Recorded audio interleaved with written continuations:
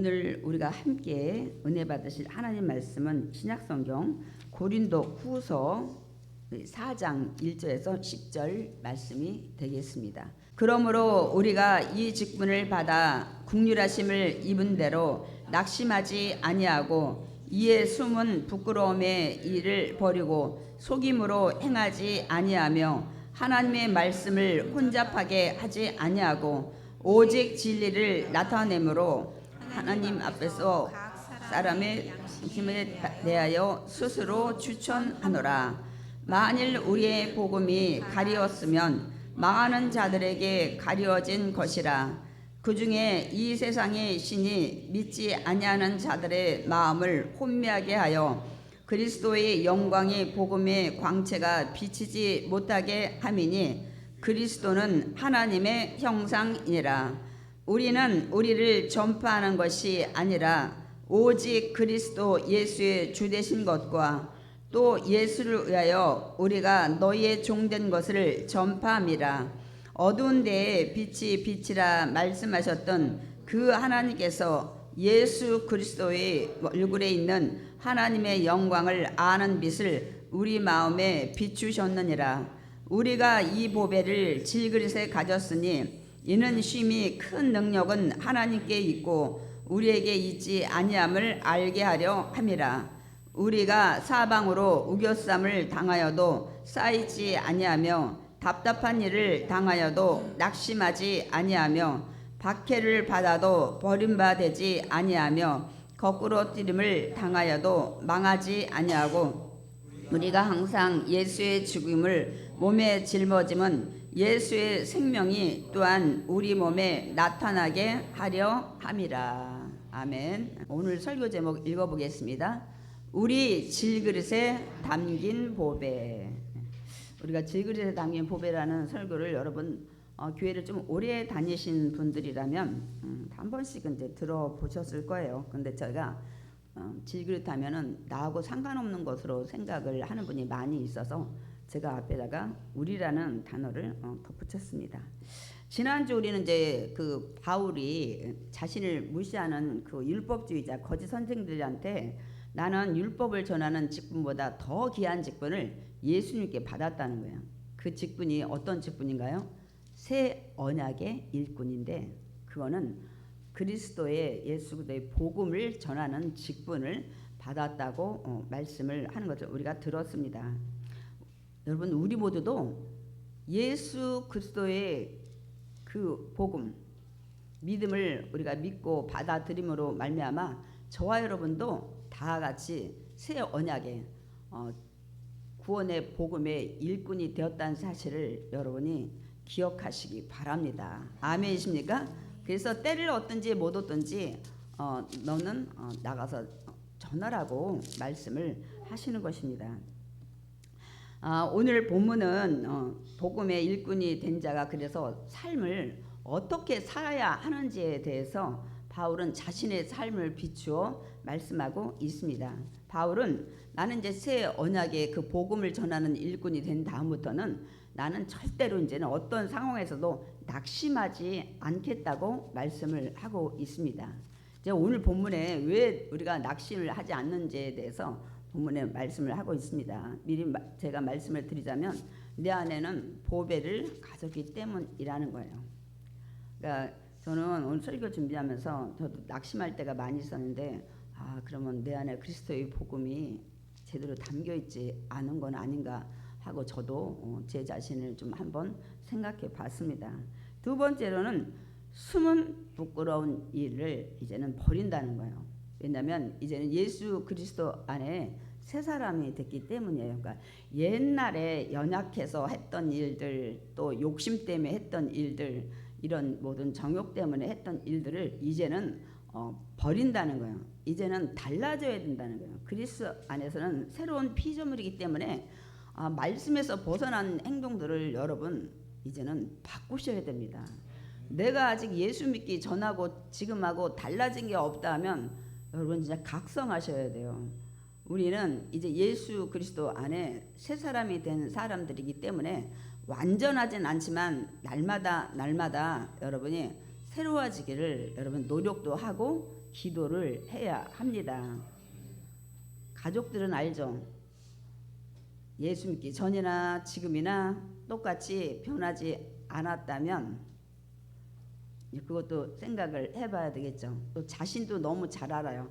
나는 예수 믿기 전에는 이렇게 살았는데 이젠 예수 믿고 나서는 그런 거는 이제 안 해. 그런 거는 가능하면 안 하려고 노력해. 이런 모습이 있을 때 하나님이 기뻐하실 줄 믿습니다.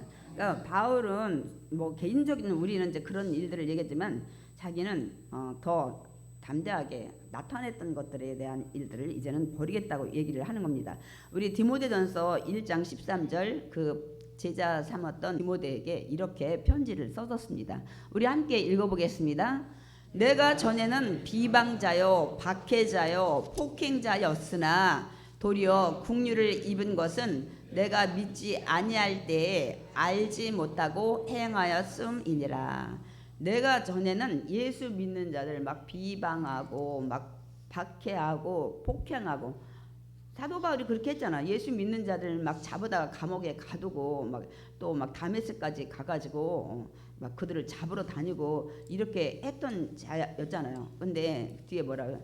나는 근데 긍휼을 입었대. 용서를 받았는데 내가 그때는 예수 그리스도를 알지 못하고 했기 때문이라고 얘기를 하고 있습니다. 그러니까 저와 여러분도 예수 믿기 이전에 많은 우리 과거의 실수들 많이 있죠.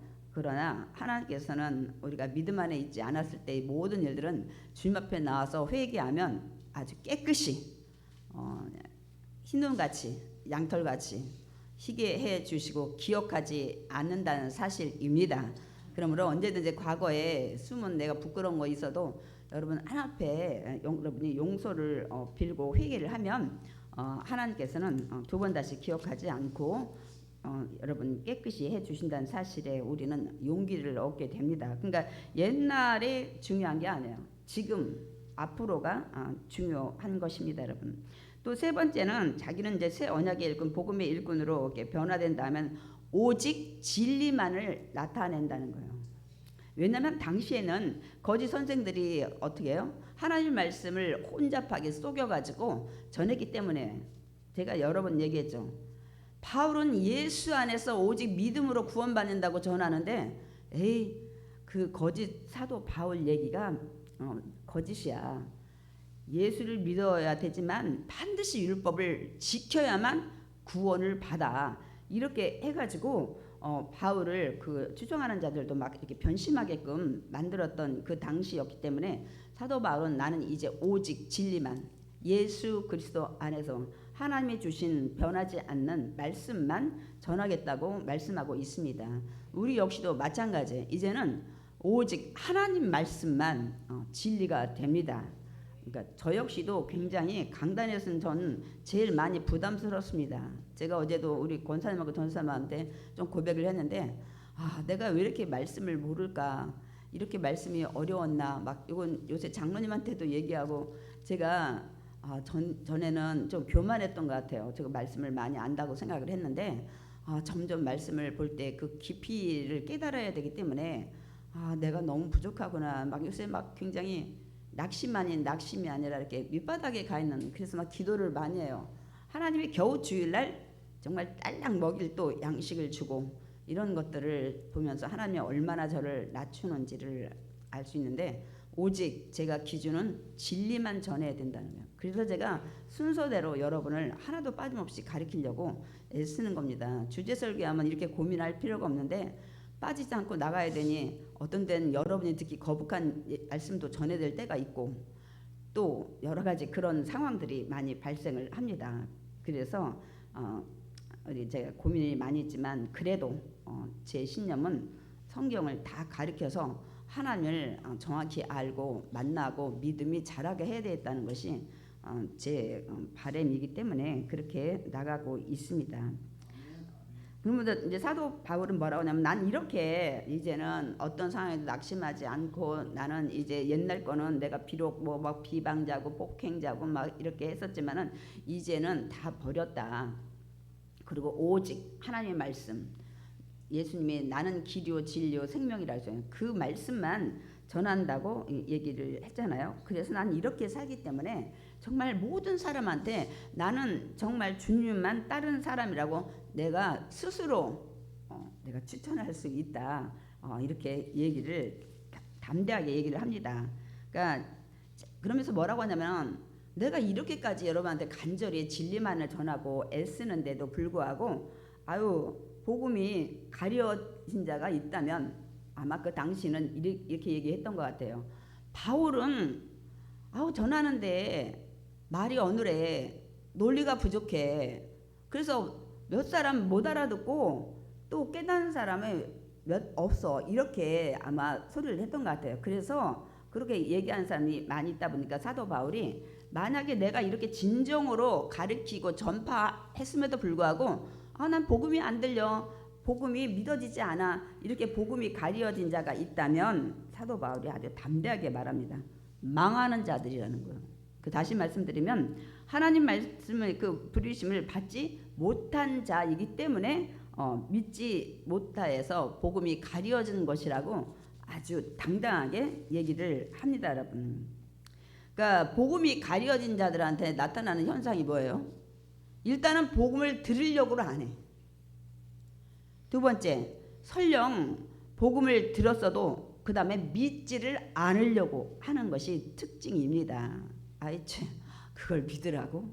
어떤 교회의 어떤 목사님이 처음 온 성도 왔을 때 설교가 홍해를 갈랐다는 모세를 통해서 하나님이 그 설교를 했대요. 그러니까 집에 가가지고 오늘 그 뚱땡이 키 작은 목사가 쏘교도 그렇지 홍해 바다가 갈라졌대. 그러니까 모태 신앙이었던 남편의 교회는 안 나왔지만 홍해 갈라진 거 맞아. 그래? 안 나가려고 했는데 당신이 맞는다고 하니까 다음 주는 또 뭐 가지고 쏘기까 내가 나가봐야 되겠다고 했더니 그 여자 성도님이 나중에 권사가 됐다고 하더라고요. 그러니까 그걸 믿으라고 참 뻥도 잘 쳐 막 이렇게 불신자 때 복음이 가려지면 절대로 믿어지지 않고 말씀이 따분하게 생각이 됩니다, 여러분. 왜냐하면 진리를 깨닫지 못하기 때문에 그렇습니다. 이 나타난 특징이 대부분이 이렇습니다, 여러분. 그러니까 하나님께 택함받지 못한 자, 구원받아서 하나님 자녀 되기로 결정되지 않은 자들에게 나타나는 증상이죠. 그러면 하나님께 택함받은 자는 어떠냐면 우리가 고린도전서 12장 3절 한번 읽어보겠습니다. 누구든지 예수를 저주라 할 자라 하지 아니하고 또 성령으로 아니하고는 누구든지 예수를 주시라 할 수 없느니라. 예수를 저주할 자라 하지 않아요. 십자가에 죽어는 가장 극형을 맞았어요. 좀 망할 자야 이렇게 하지 않는다는 거예요. 근데 그거는 성령이 역사하셔야 된다는 거예요. 여러분이 예수를 믿게 되는 건 성령이 오셔서 여러분 마음에 믿게 하시는 것을 우리가 알 수가 있습니다. 그렇지 않으면 절대로 인간의 의지로는 지식으로는 절대로 믿음이 생기지 않습니다. 그런데 이제 우리가 그래서 그걸 믿고 성령이 역사하면 입으로 시인하고 그 다음에 우리가 구주를 영접하게 되는 겁니다. 그러나 이제 바울은 그 망하는 자들, 그 하나님의 부르심을 받지 못한 자들에 대해서는 이제 뭐라고 말씀을 합니까? 우리 본문에 오늘 고린도후서 4장 4절 읽어보겠습니다. 이 세상의 신이 믿지 아니하는 자들의 마음을 혼미하게 하여 그리스도의 영광의 복음의 광채가 비치지 못하게 함이니 그리스도는 하나님의 형상이니라. 그 망하는 자들, 하나님의 부르심을 듣지 않고 이런 자들은 누가 막냐면 이 세상의 신이래잖아요. 이 세상의 신이 누구예요? 여러분, 이 세상의 신은 사탄입니다. 하나님이라고 할까봐. 온 우주의 신은 하나님이십니다. 그러나 이 세상을 다스리는 신은 여러분 사탄이에요. 하나님이 만든 형상의 천사로서, 그런데 이가 자기가 너무 아름답다 보니까 하나님과 동등됨을 취하려고 교만한 마음을 가졌던 에게 하나님께 정죄받아서 이 땅으로, 그래서 이 세상을 다스리는 사단이 됐어요. 그 밑에 같이 있던 그 천사들의 쫄개들이 와서 그 밑에 이제 병사가 됐는데 그게 귀신들이죠. 그렇게 해서 결국은 하나님을 대적하는 자가 돼서 여러분의 그 영혼을 하나님께 속한 영혼을 죽이고 도둑질하고 멸망시키는 일을 합니다. 그 수단으로 막 유혹하고 우리가 말하는 세상적으로 빠지게 하고 고난과 역경 속에 있게 해서 넘어져서 좌절해서 일어나지 못하게 하는 게 그들의 역할입니다. 그래서 자기들이 가야 될 영원한 불못에 여러분 믿음의 성도 지금 또 믿으려고 하는 자들을 유혹해서 데리고 가려고 하는 게 사탄. 이 세상의 신이 그 믿지 않는 자들은 혼미케 한다는 거예요. 그러니까 이 사단은 결국 예수님의 십자가와 그 죽음의 부활을 통해서 완전히 패배를 했어요. 왜냐하면 죽이고 멸망하는데 예수님은 죽음에서 부활하셨잖아요. 그래서 결국은 그 영적인 전쟁에서 예수님이 승리를 하셨습니다. 그럼에도 불구하고 그런데 아니 패배를 했다는데 여전히 사단들이 활동을 해요. 믿는 성도들을 시험 들게 해서 타락시키고 또 예수를 믿으려고 하는 자들을 또 믿지 못하게 하는 이런 이유는 무엇일까요, 여러분? 하나님께서 알곡과 가라지를 여러분 가려내기 위해서 주님 오시는 그 심판 종말 때까지 이들의 활동을 허락하셨기 때문에 사단이 믿는 자나 안 믿는 자를 두루두루 특별히 믿는 자죠. 안 믿는 자야 뭐 자기 자녀고 뭐 같이 뭐 지옥 갈 인생들이니까 뭐 건드릴 필요 없으니까 근데 특별히 믿는 자 또 믿으려고 하는 자를 유혹해 가지고 의심하게 하고 시험 들게 해서 이렇게 하는 활동을 마지막까지 한다는 사실을 여러분이 절대로 잊지 마시기 바랍니다. 그래서 여러분이 시험 들면 안 돼요. 사단의 유혹에 잠깐 내가 넘어진 거예요. 그러니까 여러분들이 그런 것들 깨닫고 그때 넉넉히 이기셔야 합니다. 그래서 이 세상이신 사단이 혼미케 해. 왜냐하면 그게 뭐냐면 어둡게 한다는 거야. 영적인 눈을 어둡게 해서 구원의 복음 광채에 그것을 보지 못하게 하기 때문에 믿지 않는 자들이 있는 거예요. 그러니까 제가 어떤 때 기도하잖아요. 영적으로 무지한 자들을 깨닫게 해달라고. 아직 깨닫지 못해서 그런 거예요. 사단이라는 게 아니야. 이 사단아 너는 예수 안 믿으니까 그렇게 얘기하면 안 되고 사단의 지배해서 아직 영적으로 무지해서 그 마음을 사단이 혼미케 하기 때문에 믿지 않고 있는 것입니다, 여러분. 그러나 하나님께서 여러분 우리 모두에게 구원의 빛은 다 주셨어요. 구원의 빛은 비춰주셨는데 그 중에 믿는 자, 안 믿는 자가 이렇게 생기는 겁니다. 우리 고린도후서 4장 6절 읽어보겠습니다. 어두운 데에 빛이 빛이라 말씀하셨던 그 하나님께서 예수 그리스도의 얼굴에 있는 하나님의 영광을 아는 빛을 우리 마음에 비추셨느니라. 그러니까 어두운 데에 빛이 빛이라고 말씀하신 하나님이 이제 우리 마음에는 하나님의 영광을 아는 그리스도의 얼굴에 있는 이제 그 아는 빛을 이제는 비춰 주셨다는 거예요. 여기서 어두운데 빛이 빛이라 말씀하셨는데 이게 언제 하셨냐면 창세기 1장 3절에서 빛이 있으라 이렇게 해서 어떻게 했어요? 창조의 빛이 어둠을 몰아내고 그 다음부터 사물이 다 보이게 한 거예요. 밤낮을 주관하는 건 광명한 하나님 만드신 뭐 태양과 달과 별이겠지만은 전체의 모든 것들을 볼 수 있게끔 한 것이 이 창조의 빛입니다. 그래서 첫 번째 하나님께서 빛이시라 해서 모든 사물을 볼 수 있게끔 이렇게 창조의 빛을 비춰 주셨어요. 그 창조의 빛을 비춰 주셨던 하나님이 이제는 우리 마음에 어떤 빛을 비춰 주셨냐면 구원의 빛을 비춰 주셨다고 말씀하고 있습니다. 그럼 구원의 빛을 받으면 영적으로 눈이 밝아져야 돼. 아까 창조의 빛을 비춰 주시니까 온 세상이 사물이 보이는 것처럼 이제는 구원의 빛을 보여준 자는 구원의 예수님이 보여야 되는데 문제는 안 보이는 거예요. 이유가 아까 이 세상이 신이 혼미케 해가지고 어둡게 해가지고 그 구원의 예수님을 믿지 못하게 하느라고 좀 불신자들이 그런 상황에 있는 겁니다, 여러분.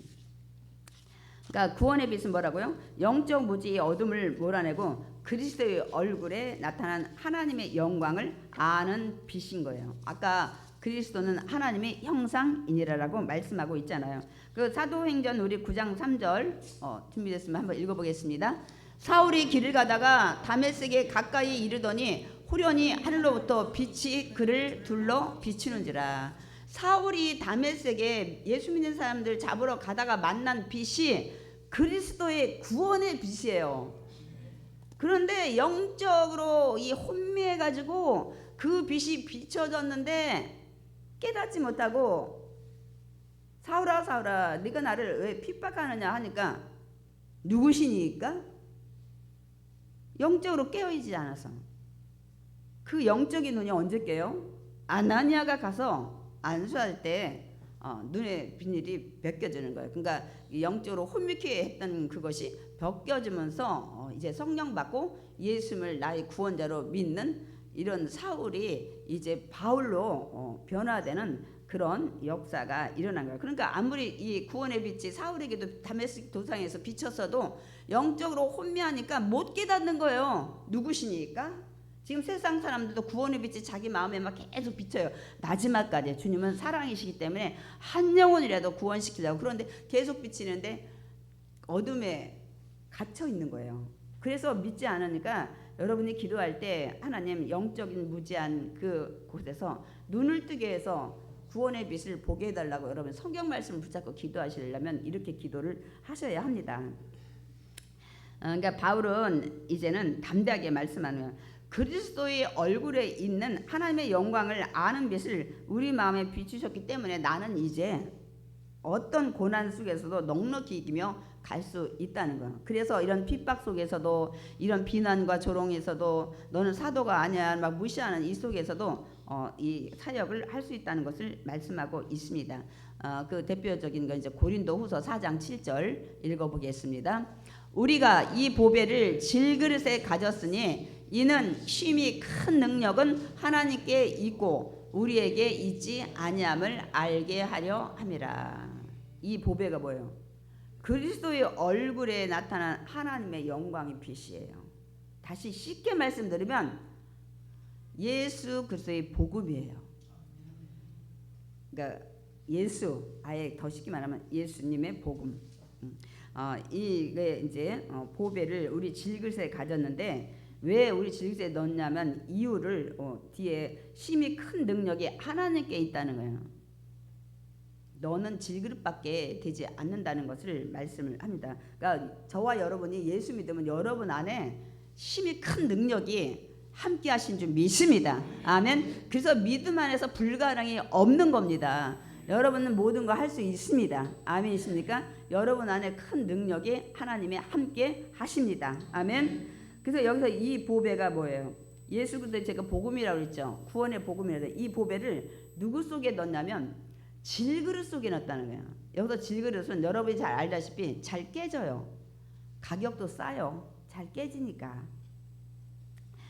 근데 여기서 이제 질그릇을 비유한 거는 바울 자신도 질그릇에 비유를 했고 고린도 성도들도 비유했고 더 나가서 우리도 질그릇이에요. 똑같이 흙으로 만들어진 존재잖아요. 잘 깨지기 쉽다는 건 뭐예요?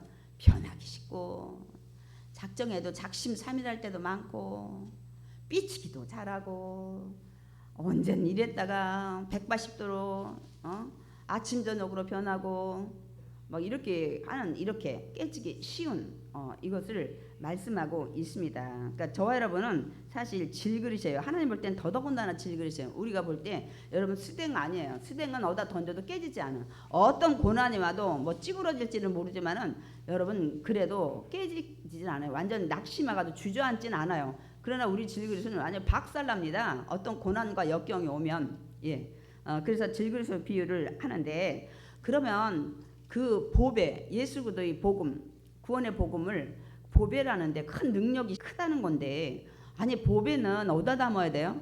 보배는 보배함에다 담아야 돼요. 아니면 보배니까 누가 훔쳐가지 못하게 단단한 금고에다 넣어야 되는데 아니 그 귀한 보배를 갖다가 잘 깨지기 쉬운 변하기 쉬운 이 가치도 없는 우리 질그릇 속에 넣어주셨대요.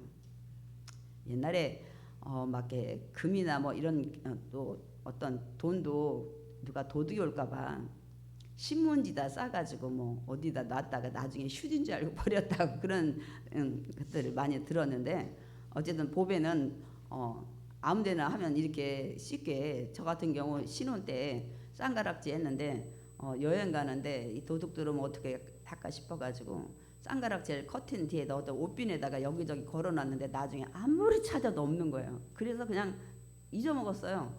너무 귀하게 두면, 그리고 어떤 때는 뭐 이게 뭐 또 휴진 가서 아궁이다 집어 넣기도 하고 이런 것도 있는데, 하여튼 보배는 귀한 데다 넣어야 우리가 구별이 되는데, 우리 그 잘 깨지기 쉬운, 변하기 쉬운 질그릇에 넣어놨대요. 이유는 뭐예요?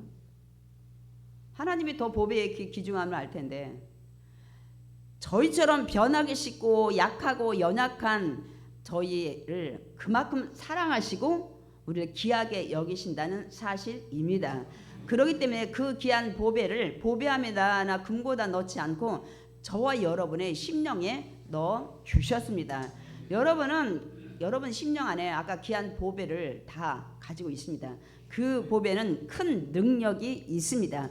믿음에 따라 그 능력이 역사를 합니다. 그래서 믿음으로 넉넉히 이기고 나아가서 승리하는 사람은 그 큰 능력을 믿고 온전히 의지하고 기도하고 나갔기 때문에 예수 안에서 승리를 할 수 있었던 것입니다, 여러분.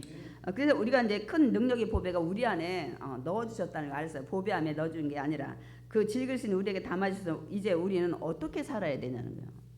여러분 안에 예수님이 그냥 그 귀한 보배를 갖다가 그냥 보배함이나 금고도 안 넣고 잘 깨지기 쉬운 저와 여러분 안에다 넣어주셨다면 우리 이제 어떻게 살아야 되냐는 거예요.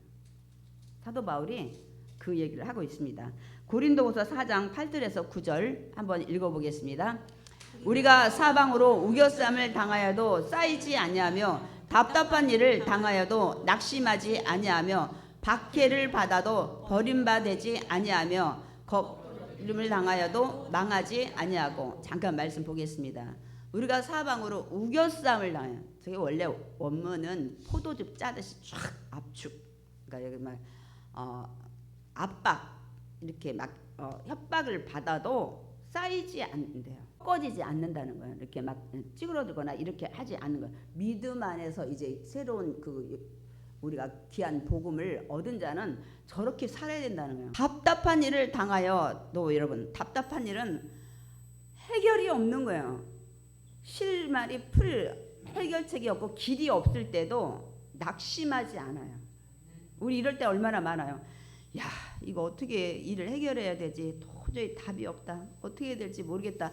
이럴 때도 여러분 낙심하지 않는 거래요. 왜냐하면 우리 안에 큰 능력이 있기 때문에 저 문제는 아무것도 문제가 되지 않는다고 말씀을 하는 겁니다. 박해를 받아도 버림받지 않는다고 말씀하고 있습니다. 박해 뭐예요? 막 사냥꾼이 막 그 먹잇감 쫓아가는 그런 어려움, 그런 막 그걸 박해라고 말씀하고 있습니다. 그러니까 박해를 받아도 어떻게 된다고요? 이제 버림받지 않아. 절대로 버림당하지 않고, 그 다음에 거꾸로뜨림을 당하여도 망하지 않는데요. 그러니까 거꾸로뜨리면 맞아서 막 쓰러져도 당하여도 망하지 않냐고. 그래서 루스드라에서 그 안전뱅이 일으키고 아마 사도 바울이 그 돌 맞아 죽었다가도 일어나지 않았을까, 그런 생각을 해봅니다. 그러니까 이렇게 큰 능력 보배를 담은 자는 이런 삶으로 강하게 살아야 된다는 거예요. 낙심하고 절망하고 안 될 거야 뭐 그렇게 하고 막 이렇게 자꾸 남을 원망하고 불평하고 그런다고 해서 해결되면 계속 불평하시고 계속 원망해야 되는데, 그렇게만 자기 자신만 굉장히 자존심이 낮아지고 더 마음이 상합니다, 여러분.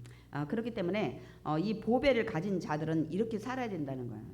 이게 뭐 박해를 당해도 거꾸로뜨림을 당해도 이런 우겨쌈을 당해도 또 답답한 이런 상황이 있을지라도 이렇게 살아야 된다는데 우리가 지금 이렇게 살고 있지 못하죠. 그래서 기도를 해야 되는 거예요. 나 혼자는 이 큰 능력을 가졌는데 이 큰 능력을 믿지 못하고 의심하고 우리가 살아갈 때가 많이 있기 때문입니다, 여러분. 그래서 성령이 도우셔서 여러분이 6번 넘어져도 의인은 7번 일어난다는 말씀처럼 다시 일어나서 걸어서 뛰어서 나아가야 될 줄 믿습니다. 아멘. 그러면서 바울이 예수님과 같은 고난을 당하여도 기쁘게 여기며 나아가는 또 하나 이유를 얘기를 합니다. 내가 왜 이렇게 힘들고 어려울 때, 물론 예수의 귀한 복음이 내 안에 들어있기 때문에 보배로서 내가 이렇게 나가지만, 또 하나 이유는 내가 이렇게 죽음에서 다시 살리신 예수의 생명이 내가 고난받을 때 여러분 고린도 성도들에게 이 부활의 생명이 나타나기 때문이라는 거예요. 우리 고린도후서 4장 14절 읽겠습니다. 주 예수를 다시 살리신 이가 예수와 함께 우리도 다시 살리사 너희와 함께 그 앞에 서게 하실 줄을 아노라. 이게 뭐냐면 세상을 넉넉히 이길 수 있는, 아까 우겨쌈이나 뭐 답답함이나 이런 뭐 박해나 거꾸럽힘 당할 때도, 이 세상 살아갈 때도 넉넉히 이기고 나아갈 수 있는 그런 것들이 있기 때문에 내가 정말 이 사역이 힘들고 어려워 다시 일어나고 다시 뛰고 하는 건데, 또 하나 내가 이렇게 고난당하면서 사역을 하는 이유는 내가 이 고난 가운데 복음을 전하는 이런 사역 속에 어려움이 있어도 이 복음이 전해지면 너희들은 부활의 생명, 다시 살아나는 영생을 얻게 되기 때문이라는 거예요. 사도 바울은 확실히 사도인 것 같습니다. 자기 사명을 자기 예수님처럼 목숨을 내놓고 하듯이 장가도 안 가고 이렇게 힘든 고난의 그 행군을 하는 것 같습니다. 그런데 이 앞에 제가 말씀 준비 못했는데 고린도서 4장 12절에는 사망은 우리 안에서 역사하시고, 그러니까 우리가 사망, 죽을 위험은 우리 안에서 역사하고, 우리가 그런 위험을 많이 당하지만 그래서 복음이 전해지면 여러분은 생명은 너희 안에서 역사하느라, 그러나 여러분 영원한 생명을 얻게 된다는 거예요. 그러니 사도직도 힘들고 복음을 전하는 자들도 많은 욕과 비난을 먹어도 내가 이렇게 하지만 네가 이걸 믿으면 너는 영생의 부활을 얻게 되는 거야. 이 심정을 갖지 않으면 우리 전도도 못하고 사역도 못하고 헌신도 못합니다. 내가 이렇게 부엌에서 헌신하면 많은 성도들이 맛있는 만나를 먹을 수 있다는 이런 마음, 이런 것들로 생각하지 않으면 우리가 하는 일이 너무 힘들어요. 사도 바울이 뭐 돈이 생겨요, 뭐 세장가를 가요, 뭐 그런 게 아니잖아. 이들이 천국에 갈 수 있게끔 하는 영생을 또 얻게 하는 이런 것들을 하게 된다는 걸 알고 이 사역을 계속 한다고 말씀하고 있습니다. 그러니까 하나님 앞에 예수 믿으면 다 부활의 생명을 얻고 서게 된다는 사실입니다. 그래서 고린도후서 4장 16절에 이렇게 말씀하고 있습니다. 그러므로 우리가 낙심하지 아니하노니 우리 겉사람은 낡아지나 우리의 속사람은 날로 새로워지도다. 우리가 고린도서 4장 1절에도 나는 낙심하지 않는다. 첫 번째 한번 낙심하지 않은 거에 대해서 얘기를 해요. 왜? 나는 율법을 전하는 직분이 아니라 더 영광스러운 새 언약의 복음을 전하는 일꾼으로 불러주셨기 때문에 나는 이제 낙심하지 않아. 이렇게 얘기를 했고, 여기서 또 낙심하지 않는 이유는 나는 부활해서 주님 앞에 서기 때문에 낙심하지 않는다는 거예요. 그 말씀을 오늘 고린도서 4장 16절로 얘기한 거예요. 그러므로 우리가 낙심하지 않으니 우리 겉사람은 낡아지나 우리 속사람은 날로 새로워지도다. 이렇게 말씀하고 있습니다. 그러니까 여러분, 우리 육신 날마다 다 낡아지고 있어요. 누가 극단적인 말씀하시더라고. 나이가 1살 먹으면서 계속 가는 게 이게 사실 피부로 말하면, 과학적으로 말하면 이게 썩어가는 거라는 거예요. 제가 그냥 갑자기 그냥 띵 하고 한 대 얻어 터진 것 같아. 그렇게 말하면은 생물학적으로 말하면 썩어가는 거래요. 하나씩 늙어가는 게. 너무 그렇지 않아요? 어쨌든 그건 좀 너무 그렇고, 어쨌든 우리 겉사람은 계속 늙어가요. 저는 가끔 연예인들이나 좀 돈 많은 사람들 많이 봐요. 저분들은 비싼 화장품에다 마사지에다 좋다는 건 다 할 텐데 늙는 건 마찬가지인가, 조금 더디 늙냐 이런 거지 다 늙더라고요. 그러니까 한 사람도 예외는 없어요. 다 늙어가고 있어요. 예, 제일 가장 이제 확 폈다가 이제 그게 이제 20대 이제이죠. 10대 후반에서부터. 그런데 다 늙는 건 이거는 예외가 없고 나는 아니야 이렇게 할 사람도 아무도 없을 겁니다. 그러나 겉모습은 날마다 늙어가지만 우리 속사람만큼은 날마다 새로워진다고 사도 바울이 얘기하고 있어요. 이유가 뭐예요? 여기 속사람은 속에 있는 창자, 무슨 내장 이런 거 아니고 성령으로 거듭난 사람은, 믿음을 가진 사람은 겉모습은 자꾸만 쭈글쭈글해지면서 늙어가더라도 속사람은 날마다 새로워지는 거예요. 믿음으로, 영적으로, 성령으로. 여러분 지금 그렇게 사십니까? 감사합니다. 그렇게 사시는 분들이 계실 것 같아서 제가 오늘 그래서 이 잠언 16장 31절 말씀을 준비했습니다. 백발은 영화의 면류관이라 공의로운 길에서 얻으리라. 요즘 여러분한테 잠언 큐티 보내면서 잠언을 그래도 다 한 번씩 했는데 왜 이렇게 말씀들이 어려울까? 제가 그래서 요새 고민이에요. 내가 성경을 이렇게 많이 깊이 모르는구나. 아니 저거 딱 읽으면 아니 백발이라고 하면 우리 그대로 읽는다면 하얀 머리잖아요. 흰머리 있는 분도 많이 계신데 흰머리는 영화의 면류관이래요. 아니 흰머리가 굳이 뭐 그러면 나이가 들어서 그래도 흰머리 안 나면 뭐 영화의 면류관이 아닌가요? 그런 뜻이 아니죠. 뒤에 나와요. 우리 뒤에 바로 공의로운 길에서 얻으리라.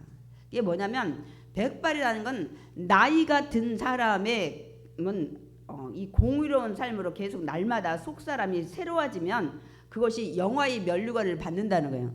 방법은 공의로운 길에서 공의로운 삶을 사는 자는 나이가 들수록 더 믿음이 신실해진다는 것을 말씀하고 있습니다. 나는 늙었으니까 그게 아니야. 믿음은 날로 젊은이들보다 더 새로워져야 될 줄 믿습니다.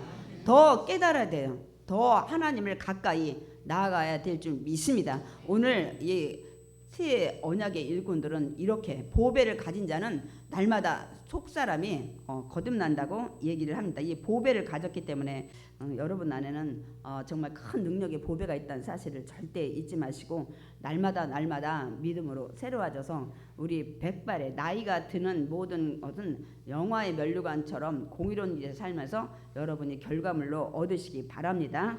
영원한 천국에서 삶을 바라보며 나가야 돼요. 오늘 제가 잠시 세상에 살면서 이게 원래 장례 때 많이 부르는 찬양이고요. 오늘 또 우리 김종 집사님은 참 텔레파시가 있는데 마라나타를 해서 주 예수에 오시옵소서.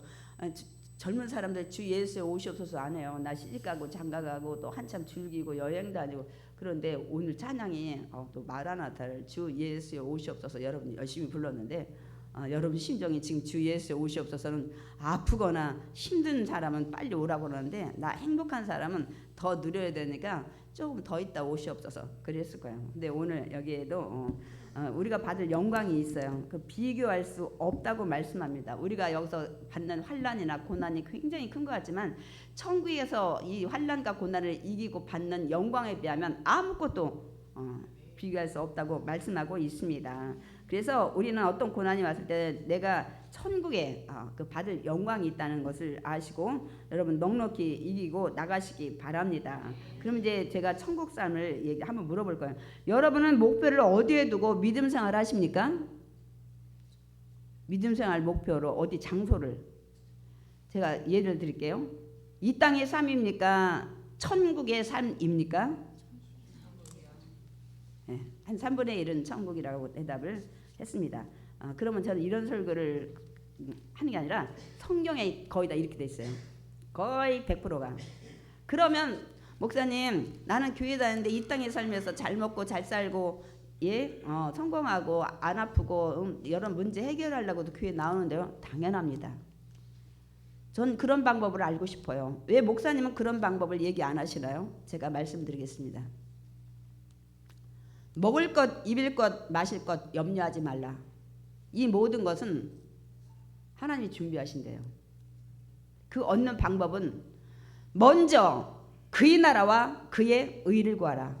그리하면 이 모든 것을 너희에게 더 하시리라. 아멘. 하나님은 방법을 가르쳐 줬어요. 말씀에 순종하라. 신명기 28장. 율법을 지켜 행하라. 그리하면 들어가도 복을 받고 나가도 복을 받고 떡반죽 그릇이고 뭐에 다 복이 차고 넘친다고. 물질의 축복과 건강의 축복과 모든 것들이 율법을 지켜 행하면 나는 치료하는 여호와라 파라. 항상 조건이 여러분 축복받는 여러분이 이 땅에서의 성공의 모든 것들은 하나님 말씀 지켜 행하고 나아가면 더불어서 그거는 오는 축복을 성경에 다 말씀하고 있어요. 거기서 물질 축복 위해서 기도해라는 건 한 번도 없어요. 근데 우리 설교가 거의 다 그렇게 돼버렸어요.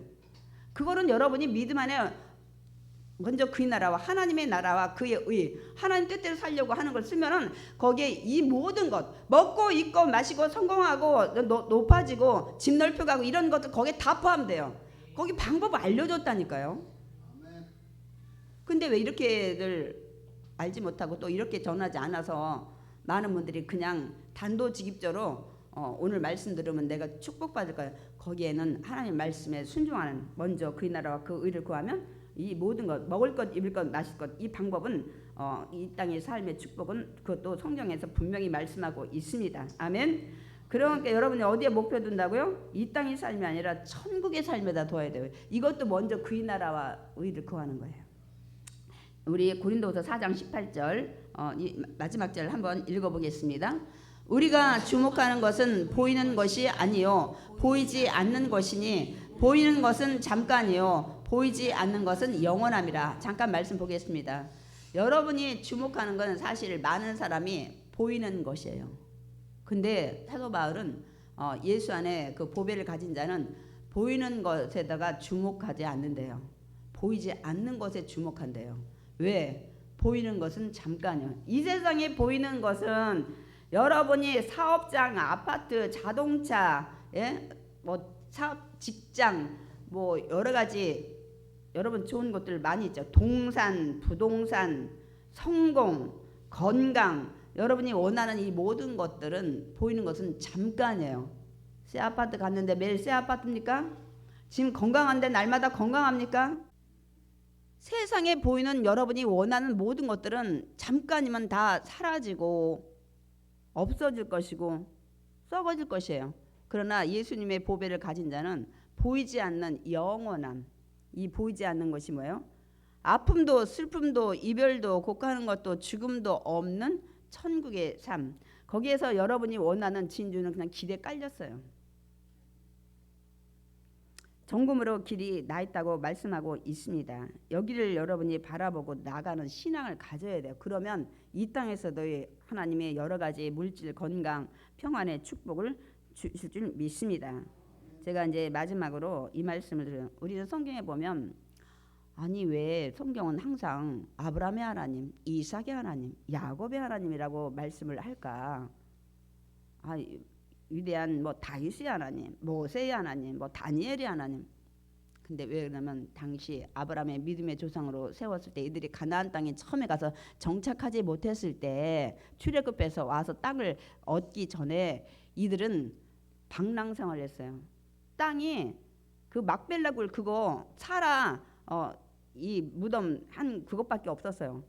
그러나 이들이 힘들고 어려워서 또 누구 죽으면 고향 하란으로 돌아갈 수도 있었지만 이들은 이 땅을 주신다는 하나님, 또 이 땅이 영원한 본향이 아니라 우리는 떠나서 영원한 저 천국에 간다는 영원한 아까 천국의 삶을 바라보기 때문에 이 땅의 삶을 보라면 고향에 가서 땅이 있기 때문에 하란으로 돌아갔을 거예요. 근데 이들은 하나님의 말씀을 온전히 믿었기 때문에 그 믿음을 보시고 하나님께서 아브라함의 믿음을 보시고 여러분 김 누구누구의 하나님, 이 누구누구의 하나님, 누구누구의 하나님 이렇게 여러분 만약에 하신다 보세요. 근데 하나님은 이 세 명을 그렇게 부르셨어요. 아브라함의 하나님, 이삭의 하나님, 야곱의 하나님. 이유가 있습니다. 오늘 히브리서 11장 16절 읽겠습니다. 네, 읽겠습니다. 그들이 이제는 더 나은 본향을 사모하니 곧 하늘에 있는 것이라. 저기가 뭐냐면 그들이 아브라함과 이삭과 야곱이 같은 장막에서 살았다고 했어요. 그들은 이제 왜 고향으로 돌아가지 않았냐면 이 가나안 땅에 한 평의 땅도 없는데 이들이 사는 이유는 이제는 여기가 본향이 아니라는 거예요. 나는 이 땅이가 본향이라면 고향으로 돌아갔을 거야. 그러나 더 나은 본향을 사모하니 곧 하늘에 있는 것이라. 이들의 믿음은 하나님을 믿고 하나님이 계획하신 그것이 이제 히브리서 그 11장 10절에 이는 그가 하나님이 계획하시고 지으실 터가 있는 성을 바랐습니다. 하나님이 지으신 저 천국의 도성을 바라봤기 때문에 이들이 당시에 땅이 없을 때 이들이 믿음을 가지고 있었기 때문에 그들의 하나님, 그래서 이들에게 아브라함의 하나님, 이삭의 하나님, 야곱의 하나님이라는 타이틀을 주신 거예요. 이들의 믿음을 보고 고향은 돌아가지 않는 이들의 믿음. 그 후손 때는 다 땅을 가졌기 때문에 땅을 가졌기 때문에 돌아갈 필요도 없어. 고향보다 더 큰 땅을 가지고 있었기 때문에. 그래서 우리가 성경에서 아브라함의 하나님, 이삭의 하나님, 야곱의 하나님이라고 이들에게 불러 주신 것입니다, 여러분. 아멘이십니까? 이들은 천국을 바라봤대요. 이 땅을 바라본 게 아니야. 우리가 영원히 갈 때는, 이제 영원히 살 때는 저 천국의 도상, 하나님이 계획하신 그곳을 바라본 이들의 믿음을 보고, 여러분 그 당시 아브라함이었는데도 천국을 바라봤다는 거예요. 저는 히브리서를 보고 굉장히 많이 놀랐습니다. 이들의 믿음이 이렇게 정말 귀한 것인지. 여러분 이제 결론입니다. 우리는 비록 깨지기 쉬운 질그릇이지만은 어떻게 해요? 이 깨지기 쉬운 질그릇 안에 우리에게 큰 능력의 보배를 넣어주신 줄 믿습니다. 왜 보배예요? 큰 능력이 있는데 죽은 영혼을 살리기 때문에 보배입니다. 아멘이십니까?